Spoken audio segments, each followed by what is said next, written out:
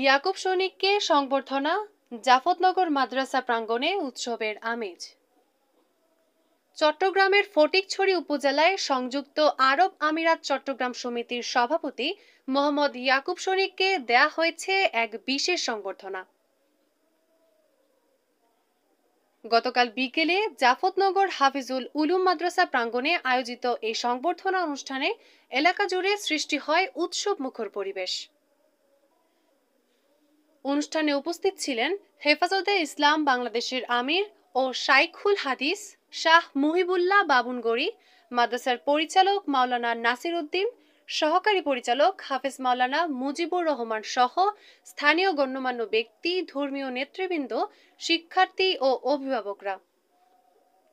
বক্তারা বলেন, প্রবাসী থেকেও ইয়াকুব সৈনিক শুধু ব্যবসায়িক সাফল্যই অর্জন করেননি, নিজ এলাকার এতিমখানা, মাদ্রাসা, ধর্মীয় প্রতিষ্ঠান ও অসংখ্য সামাজিক কর্মকাণ্ডে অবদান রেখে যাচ্ছেন তিনি।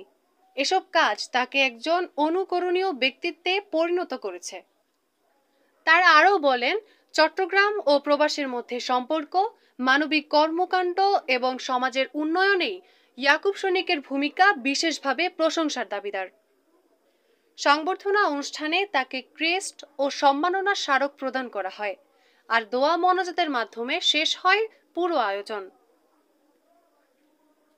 নিজস্ব প্রতিবেদক, বার্তা টুডে।